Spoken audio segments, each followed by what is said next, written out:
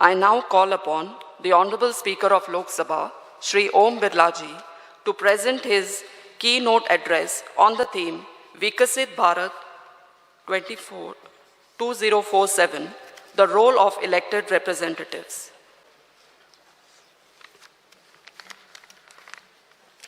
गोवा विधानसभा में आज आप सबके बीच में उपस्थित होकर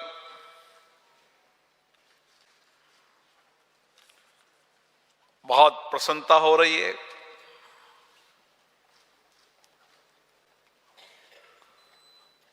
(2047) विकसित भारत बनाने में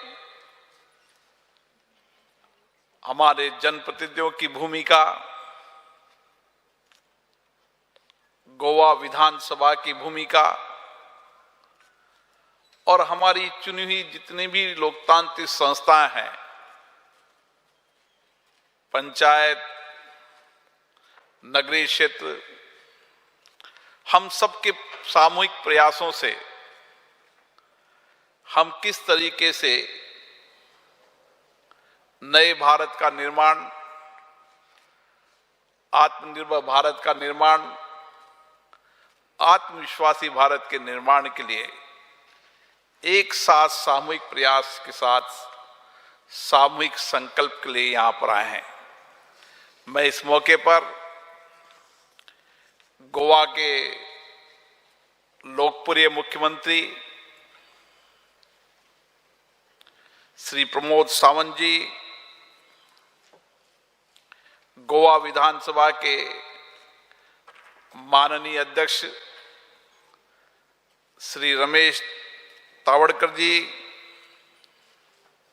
केंद्र सरकार में मंत्री और जिन्होंने सांसद और मंत्री के रूप में लंबे समय तक गोवा का नेतृत्व किया, श्रीपद यासो नाइक जी, गोवा विधानसभा के उपाध्यक्ष श्री जोशु डिसूजा जी, मंत्रिमंडल के माननीय सदस्यगण, विधायकगण, पंचायत और नगरीय क्षेत्र के प्रतिनिधिगण, गोवा विधानसभा के पूर्व मंत्री, विधायक, सभी प्रतिष्ठित नागरिकों का मैं गोवा विधानसभा में हार्दिक अभिनंदन करता हूं, स्वागत करता हूं। गोवा देश की वो मनोरम धरती है जहां की प्राकृतिक सुंदरता, जहां की संस्कृति, जहां का समुद्री तट, जहां की आधुनिक और विरासत संस्कृति और विशेष रूप से नूतनता को लिए हुए, जिसमें प्राचीनता का अद्भुत संगम है, गोवा अपने आप में एक विशेष स्थान रहता है।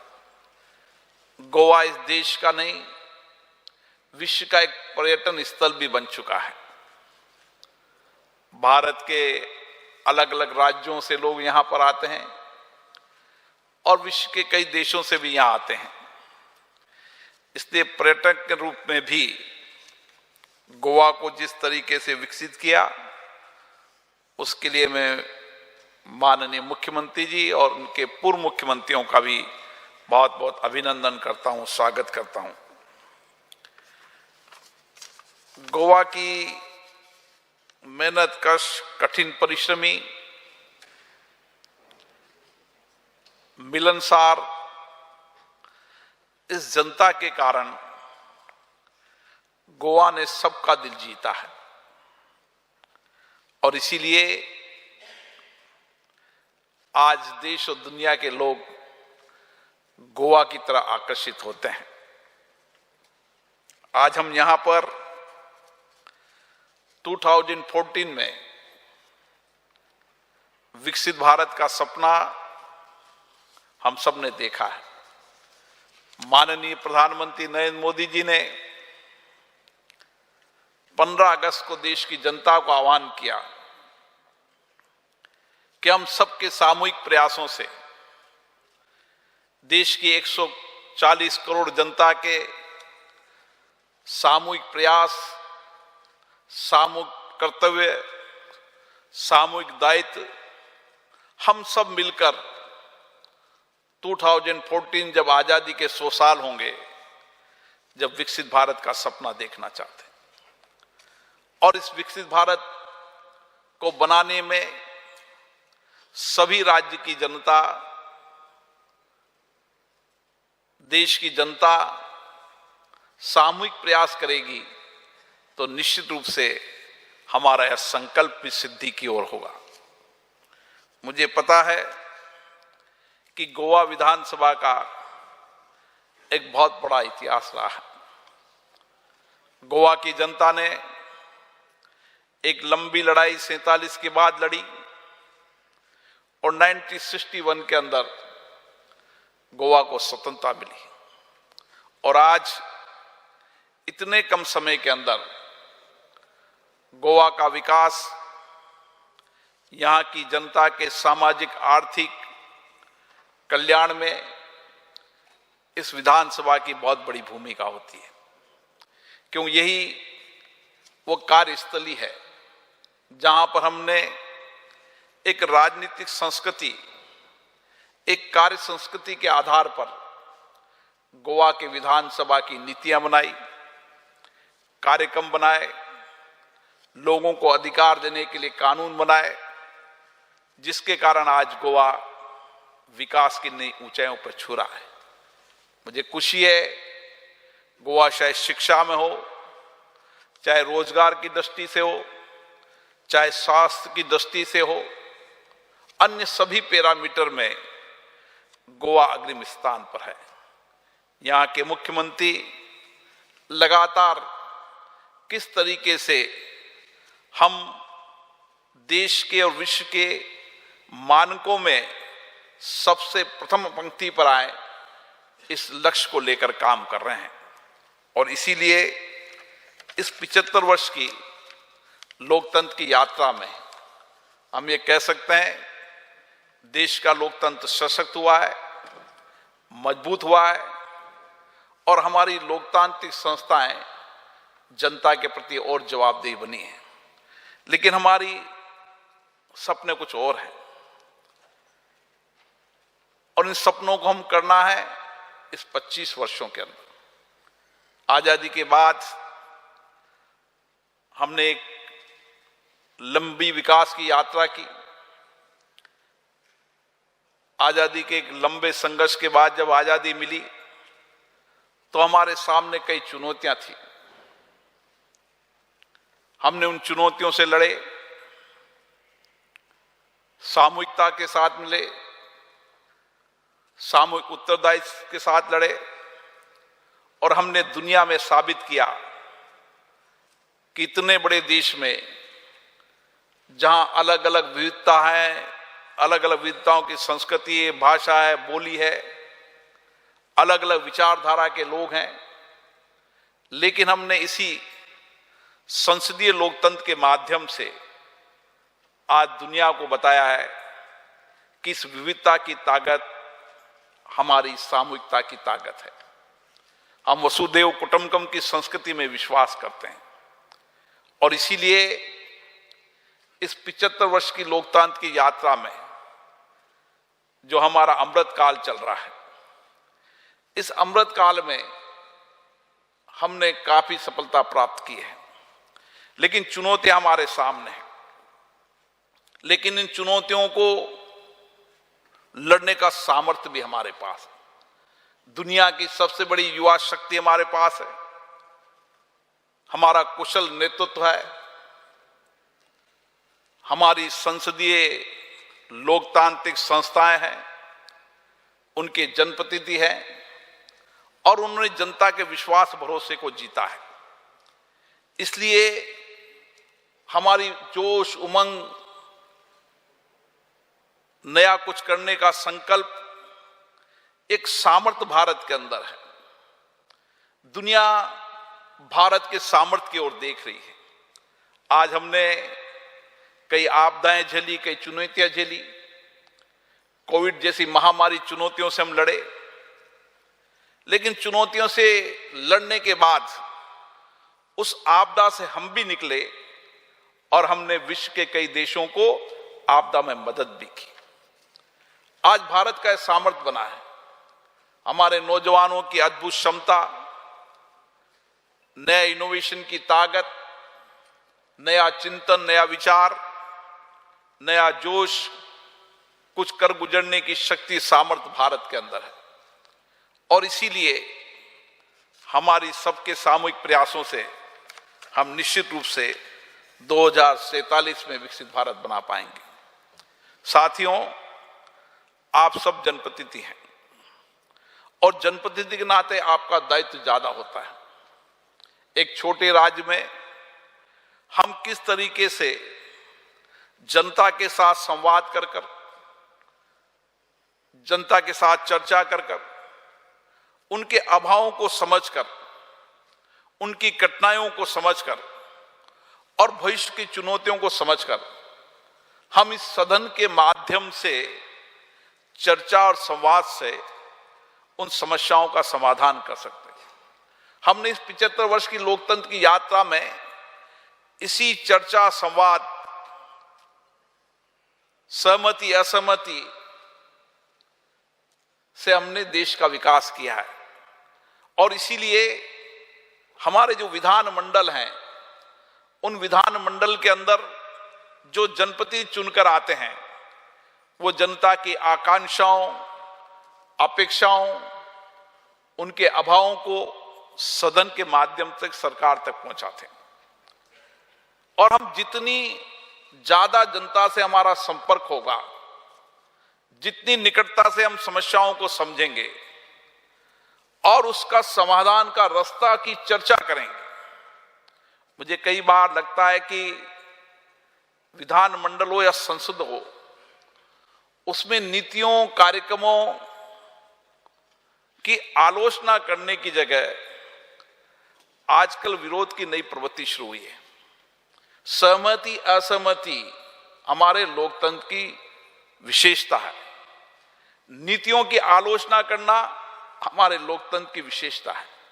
लेकिन हम जब फ्लोर पर बात करें, जब नीतियों, कार्यक्रमों की आलोचना करें, सरकार को मार्गदर्शन देने का काम करें और किस तरीके से उन नीतियों, कार्यक्रमों को ठीक से उसका एग्जीक्यूशन हो, जो नीतियां, कार्यक्रम इस विधानसभा में बनाए, सरकार ने बनाए, उनको जनता तक ठीक से नहीं पहुंच रहे, ये हमारी जिम्मेदारी बनती है। और इसीलिए सदन के अंदर हम हर सरकार के एक्शन पर चर्चा करें। कानून बनाते समय हमारी लंबी चर्चा, संवाद होना चाहिए। हर सरकार कानून बनाती है जनता की बेहतरीन के लिए, जनता को अधिकार देने के लिए और एक निष्पक्ष और जवाबदेही शासन के लिए। और उस समय जब कानून बने तो कानून के समय व्यापक डिबेट हो, डिटेल में डिबेट हो, चर्चा हो। जितनी चर्चा, संवाद से कानून बनेंगे, उतने ही बेहतरीन कानून बनेंगे और जनता का उतना ही हम अपने दायित्व को निभाते हुए उनके जीवन को बेहतरीन करने का काम कर पाएंगे। इसलिए मेरा आपसे निवेदन है कि मुझे खुशी है कि गोवा विधानसभा के दिन 40 दिन से ज्यादा गोवा विधानसभा चलती है, क्योंकि हमारी चिंता ये रहती है कि आजकल विधानमंडलों की बैठकों की संख्या कम होती चली जा रही है। यह हमारा चिंता का विषय है। लेकिन गोवा छोटा राज्य होने के बाद भी यहां पर अच्छी चर्चा होती है, संवाद होती है, डिबेट होती है और डिबेट, चर्चा, संवाद से जो मंथन निकलता है, उससे हम जनता के कल्याण की योजनाएं बनाते हैं। और इसलिए मुझे आशा है आने वाले समय में हमारी जितनी लोकतांत्रिक संस्थाएं हैं, चाहे पंचायत है, चाहे नगरपालिका क्षेत्र है, चाहे विधानसभा है, चाहे लोकसभा है, इन लोकतांत्रिक संस्थाओं को जनता के प्रति जवाबदेह बनाएंगे। जितनी सदनों में चर्चा होगी उतनी कार्यपालिका पर ठीक से निगरानी और नियंत्रण हम कर पाएंगे। और इसीलिए इन सदनों के अंदर व्यापक चर्चा संवाद होना चाहिए। हर विषय पर चर्चा संवाद होना चाहिए। चाहे ग्राम पंचायत हो तो ग्राम सभा में जब विकास की योजनाएं बनाए तो ग्राम सभा विकास का काका जनता के बीच में बैठे, प्राथमिकता के आधार पर गांव में क्या विकास होना है, क्या राज्य की लोगों की अपेक्षाएं हैं, तो पंचायत राज राज्य तक पहुंचाए। राज्य की विधानसभा के अंदर उन योजनाओं पर चर्चा हो। और मेरा विश्वास भरोसा है कि हम अपने अपने क्षेत्र के अंदर सारी योजनाओं को एग्जीक्यूशन करते हुए, उनके अभावों को देखते हुए एक ऐसे पैरामीटर पर पहुंच सकते हैं कि गोवा आने वाले समय के अंदर भारत में नहीं विश्व के अंदर जो हमारे एसडीजी के गोल हैं उनको 2030 के पहले लक्ष्यों को पूरा करने की संकल्प को ले। और इसीलिए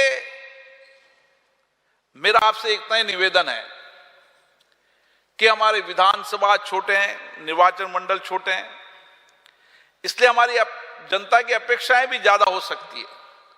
लेकिन उसमें प्राथमिकता क्या है, किस प्राथमिकता के आधार पर हम सबसे पहले उन प्राथमिकताओं को लेकर जितना हमारा बजट है उस बजट में हमारी प्राथमिकता तय हो और प्राथमिकता के आधार पर लक्ष्य तय कर उन लक्ष्यों को पूरा प्राप्त करें। अगर हमने इस दिशा की ओर पंचायत से लेकर विधानमंडल तक चर्चा संवाद से जनता की अपेक्षाएं आकांक्षाओं को पूरा करने का काम किया तो मैं कह सकता हूं कि 2047 में विकसित भारत के सपने को सबसे पहले गोवा करेगा। और इसीलिए गोवा विधानसभा से मेरी बहुत अपेक्षाएं हैं। हम उन अपेक्षाओं को पूरा करने के लिए पूरे लक्ष्यों से काम करें। लोगों में लोकतंत्र के प्रति विश्वास बढ़ा है, भरोसा बढ़ा है और विश्वास भरोसा बढ़े। यह हमारी सब जनप्रतिनिधियों की जिम्मेदारी है।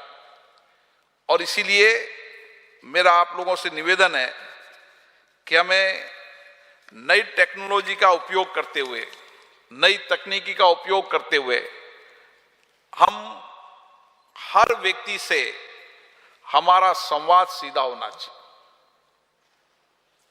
और इसीलिए इस बदलते परिप्रेक्ष्य के बदलते दौर के अंदर जब हम टेक्नोलॉजी में आगे हैं, हम चिकित्सा क्षेत्र के अंदर आगे हैं, शिक्षा के क्षेत्र में आगे हैं, इंफ्रास्ट्रक्चर के आप मैं आज जब गोवा से आ रहा था तो मैं देख रहा था किस तरीके से गोवा में इंफ्रास्ट्रक्चर का विकास हुआ है।